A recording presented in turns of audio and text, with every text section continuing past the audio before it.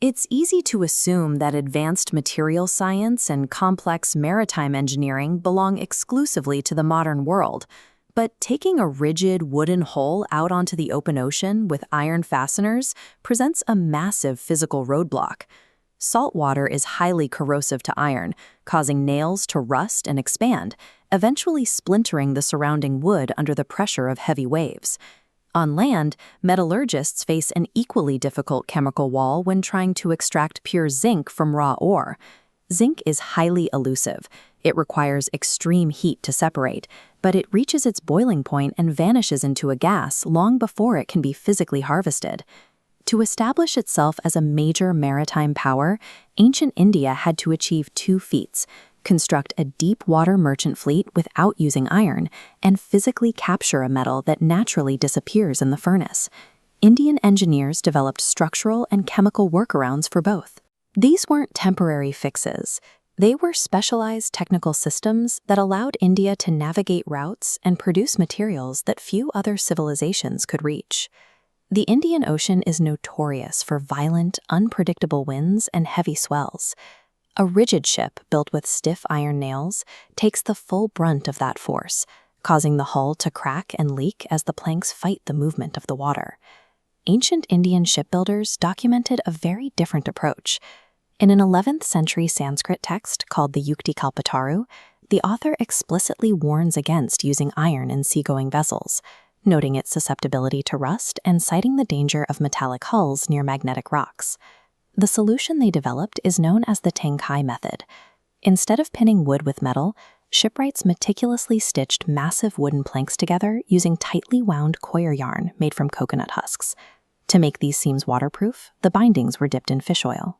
The oil caused the natural fibers to swell, creating a pressure seal that prevented leaks while keeping the wood preserved. This stitching technique provided a mechanical advantage that iron couldn't match.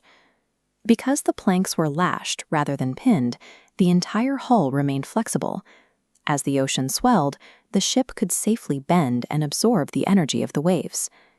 By removing iron, the weakest link in the structure, Indian shipwrights engineered a vessel specifically capable of surviving the mechanical stress of long-distance oceanic trade.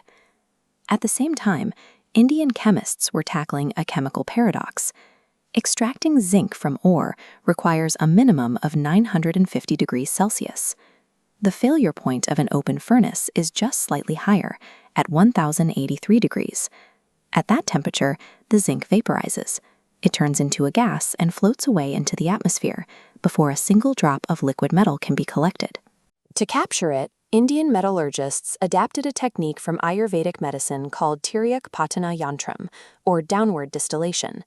They placed the ore in a sealed clay flask and turned it upside down directly over a heat source. As the ore heated, the zinc gas was trapped by the sealed top of the flask. With the pressure building, the vapor had nowhere to go but down through a central funnel. The vapor traveled through the tube into a separate, cooler chamber below the fire. This sudden drop in temperature forced the gas to condense, turning it back into a pure, solid state. This breakthrough allowed India to produce pure zinc and high-grade brass, like the metal used in this detailed idol, on an industrial scale, centuries before the process was successfully replicated in Europe or China.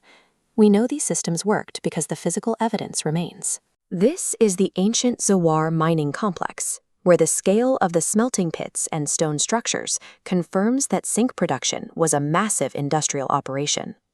Carbon dating of these sites confirms that Indian metallurgists were successfully distilling zinc over 1,000 years before the technology reached the West. The Tengkai shipbuilding method is proving just as durable. The engineering is so reliable that it is currently being used in a major modern resurrection of ancient naval technology. The Indian Navy and a team of archaeologists are currently reconstructing a 19-meter stitched ship using exclusively ancient methods. They are following blueprints from history, such as this multi-masted vessel depicted in the Ajanta paintings. Ancient India's influence on global trade was built on these specific engineering choices. By developing the flexible hulls that crossed the oceans and the specialized metals that filled them, these scientists created the technical infrastructure that linked the ancient world's economies together.